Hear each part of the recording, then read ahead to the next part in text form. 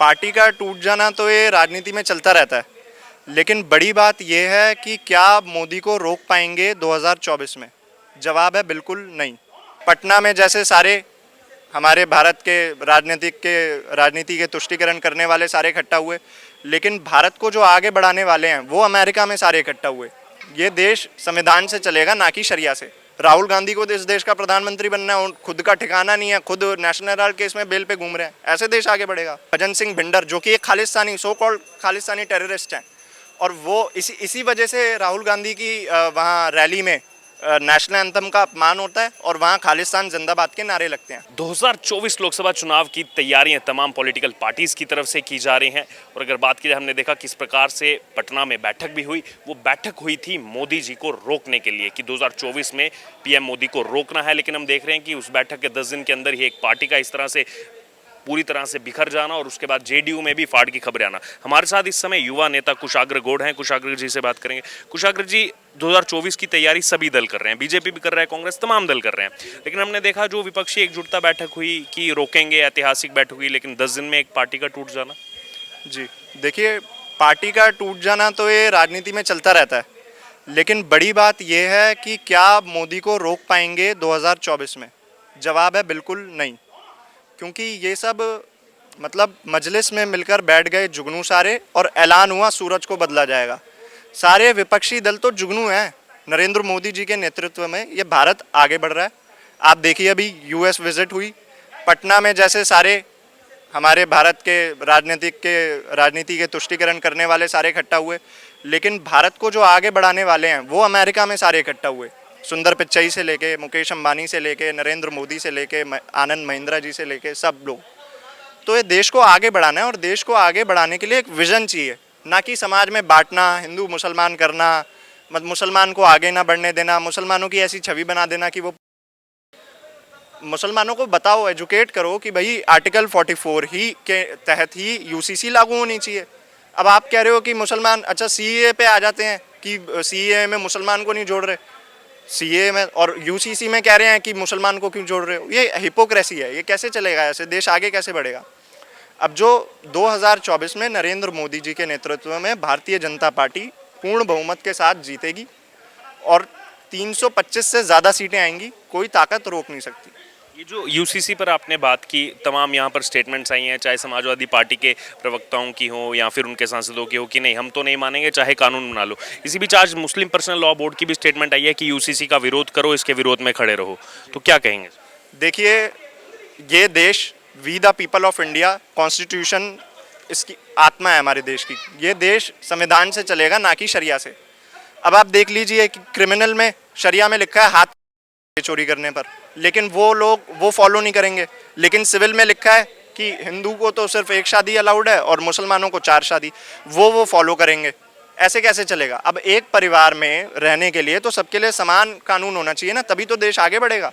ऐसी देश का फॉर्मूला है कि हम सबको, अगर ये देश पंथ निरपेक्ष है, धर्म निरपेक्ष है, हम सब समान नागरिक हैं, तो समान नागरिक संहिता लागू होनी चाहिए। अब अखिलेश जी को देख लीजिए, समाज को अराजकता में ढकेलना और जातिवादी राजनीति करना, अभी भी उनकी सुई वहीं अटकी हुई है। आपने अभी सुना होगा पीडीए के ऊपर, पिछड़ा, दलित, अल्पसंख्यक।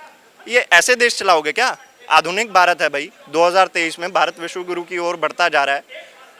अमेरिका के प्रधानमंत्री कह रहे हैं कि हमें मोदी जी का ऑटोग्राफ चाहिए। अभी वहाँ यूएस विजिट हुई और वहाँ अभी 26 अरब डॉलर का निवेश अमेजोन करने जा रही है। टेस्ला अगले साल आ जाएगी भारत।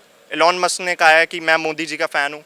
ये तो जैक डॉर्सी जैसे तो ये छोटे मोटे बयान हैं। ये अच्छा जब कर रहे थे तो तब क्यों नहीं आया? ऐसे ही सत्यपाल मलिक है, जब बोला था तो उनके अंडर तो आते ही नहीं ये सब कानून, लेकिन नहीं। अब ये सब, जैसे देखिए जॉर्ज सोरोस ने बोला था मैं $1 बिलियन खर्च करूँगा नरेंद्र मोदी की सरकार हटाने के लिए और देश का, भारत में लोकतंत्र ख़त्म करने के लिए। तो ये सब वही हैं। भारत जोड़ो यात्रा में जो जॉर्ज सोरोस की फाउंडेशन है, open Ford foundation, open society और फोर्ड फाउंडेशन, तो उसी के जो सीईओ थे सलील शेट्टी, वो आए थे, भारत जोड़ो यात्रा में चल रहे थे।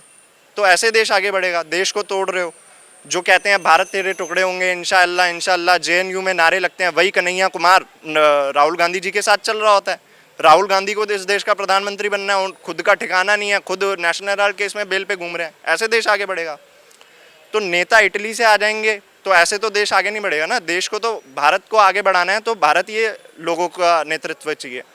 और राहुल गांधी तो जैसे प्रधानमंत्री थे नहीं, चाइना में पहुंच गए वहाँ एमओयू साइन करने। तो ये नेशनल सिक्योरिटी के लिए बड़ा खतरा है कि तुम प्रधानमंत्री नहीं हो और एमओयू साइन कर रहे हो, तो किस बेसिस पे साइन कर रहे हो। यही जो आपने जिक्र किया, जब राहुल गांधी यूएस विजिट पर थे तो कुछ उनकी सीक्रेट मीटिंग भी सामने आई और जॉर्ज सोरोस का जो नाम लिया उनके प्रॉक्सी से वो मिल रहे हैं। और दूसरी तरफ जो आपने मोदी जी का जिक्र किया, उसको लेकर भी विपक्ष लगातार तंज कस रहा है कि उद्योगपतियों से वहाँ भी मिल रहे हैं, बिजनेसमैन से मिल रहे हैं, वहाँ उनको उसमें भी दर्द हो रही है। तो बिजनेसमैन से मिलने में दिक्कत क्या है? अब दिग्विजय सिंह तो जाकिर नायक जैसे आतंकवादियों से मिलने जाते थे, तब कांग्रेस को कोई दिक्कत नहीं है। मतलब हाफिज सईद, अभी आप मेरे इंस्टाग्राम अकाउंट पे जाएंगे तो मैंने वीडियो बनाई है, तो हाफिज सईद तो नरेंद्र मोदी का विरोध कर रहे हैं और हाफिज सईद कांग्रेस को सम्मानित कर रहे हैं। तो ऐसे ऐसे अभी राहुल गांधी यूएस विजिट पे गए थे, वहाँ एक मैडम मिलती हैं सुनीता विश्वनाथ, वो फाउंडर हैं वहाँ, उस फाउंडेशन का मैं नाम भूल गया, वो जस्टिस एंड अकाउंटेबिलिटी की ऐसे करके फाउंडेशन है, उसकी को फाउंडर हैं। उसी फाउंडेशन के को फाउंडर हैं भजन सिंह भिंडर, जो कि एक Khalistani, so called Khalistani terrorist हैं। और वो इसी वजह से राहुल गांधी की वहाँ रैली में नेशनल एंथम का अपमान होता है और वहाँ खालिस्तान जिंदाबाद के नारे लगते हैं। और ये जो भारत तेरे टुकड़े होंगे इंशाल्लाह इंशाल्लाह, भारत जोड़ो यात्रा में भी जॉर्ज पुनैया कह देता है कि भाई मैं इस भारत पे इसलिए जूते पहनता हूँ कि मेरे पैर गंदे ना हो जाए इस भूमि से। तो ये भावना की बात है, ये देश हमारी माँ है। और ऐसे अगर आप बयान देंगे, अभी आप देखिए सोनिया गांधी ने क्या क्या नहीं कहा नरेंद्र मोदी को, मौत का सौदागर, ये वो फलाना ठिकाना। ऐसे एक प्रधानमंत्री के लिए ये क्या बोलना उचित है? हाजी बिलाल, अब्दुल रज़ाक, फारूक बाना, इन्होंने ये सब गोधरा में 59 हिंदुओं को था, ये सब कांग्रेस के नेता थे। अजमेर में जो आप अजमेर पे मूवी आ रही है, उसमें जो चिश्ती है, मौलाना चिश्ती और उनके बेटे, तो उन्होंने इतने सारे रेप करे, स्कैंडल करे, बलात्कार करे महिलाओं के, लव जिहाद में फंसाया ब्रेन वॉश करके। तो ऐसे ही ये सब कांग्रेस के नेता थे। शकुंतला खातिक बोल देती है, मध्य प्रदेश की विधायक हैं, वो कहती हैं कि मैं पुलिस स्टेशन दूंगी, ये कांग्रेस के नेता थे। तो ऐसे देश आगे बढ़ेगा क्या? ये देश संविधान से चलेगा, ना कि आतंकवादियों के नेतृत्व में। जैसे कि कांग्रेस दिखती रहती है, दिग्विजय सिंह जाकिर नायक के साथ उठते बैठते रहते हैं, हाफिज सईद सम्मानित करते रहते हैं कांग्रेस को, अब मोदी जी का अपमान करते रहते हैं, तो ये ऐसे तो चलेगा नहीं। एक अनकन्फर्म न्यूज़ आ रही है, आपने खालिस्तान का जिक्र किया कि जो आखिरी इनके पन्नू रह गए थे, बाकी सब तो मारे गए, कि ये अमेरिका में कार एक्सीडेंट में इनकी जान गई है कुछ देर पहले। हालांकि अब ये औपचारिक पुष्टि इसकी नहीं हुई है, लेकिन इससे पहले भी हम देखें तो सीरीज नंबर ऑफ ये जो भारत के खिलाफ लगातार बोलते रहे हैं, वो सब किसी ना किसी जो है अननेचुरल डेथ्स उनकी देखने को। जी बिल्कुल, जैसे मणिपुर में भी अभी हिंसा हो रही है, तो ये नियम बनाए गए थे उन्हीं के द्वारा, कांग्रेस के द्वारा, कि मेजॉरिटी को कुछ देना ही नहीं, माइनॉरिटी को देना है। अब वहाँ से बर्मा की भी फंडिंग होती है सारी, ने वहाँ धर्म परिवर्तन कर दिया, पूरा डेमोग्राफी बदल दी। तो ये देश को बचाना है, देश अभी बहुत संकट में है। जैसे कि अभी कर्नाटका में देख लो आप, जैसे कर्नाटका में हारी बीजेपी, तो एंटी कन्वर्जन लॉ था वो हटा दिया कांग्रेस ने। कांग्रेस ऐसे कर रही है, मतलब ये हिंदू मुस्लिम की बात नहीं है, ये नेशनल सिक्योरिटी का मुद्दा है। तो इसको लेके चलना है हमें। अगर भारत को आगे बढ़ाना है तो हिंदू मुस्लिम करके आगे नहीं बढ़ेगा। अब आप नेशनल सिक्योरिटी के लिए खतरा बनते जाओगे तो वो ज़रूर एक, ये रवीश कुमार या अजीत अंजुम या ध्रुव राठी क्यों बंगाल की हिंसा पे चुप हो जाते हैं? बंगाल की हिंसा पे क्यों नहीं बोलते? बंगाल में वहाँ ममता बनर्जी हिंदुओं को वोट डालने नहीं देती, इतना आज भी हिंसा हुई है वहाँ। आज भी हिंसा। अभी ये जैसे कि ये राष्ट्रपति का ही ले लीजिए आप, राष्ट्रपति के लिए कह रहे थे कि संसद में उद्घाटन नहीं करने दे रहे। भाई टीएमसी के नेता ही नहीं राष्ट्रपति का अपमान करा था उनकी फिजिकल अपीयरेंस को लेकर के, कि वो तो हमारे देश की माँ महिम है, सर्वोच्च पद पर बैठी हुई हैं और आप ऐसा कर रहे हो। तब तो कोई नहीं आता है, रवीश कुमार अजीत अंजुम कहाँ चले जाते हैं ये सब, बंगाल की हिंसा पर, मणिपुर की हिंसा पर। जी, तो ये आपने सुना, हमारे साथ कुशाग्र गौड़ थे, युवा नेता हैं, और इन्होंने अपना पूरा जो भी है विश्लेषक बताया कि 2024 का जो चुनाव आ रहा है उसको लेकर के जो तैयारियां की जा रही हैं, आखिरकार होने क्या वाला है 2024 लोकसभा चुनाव में।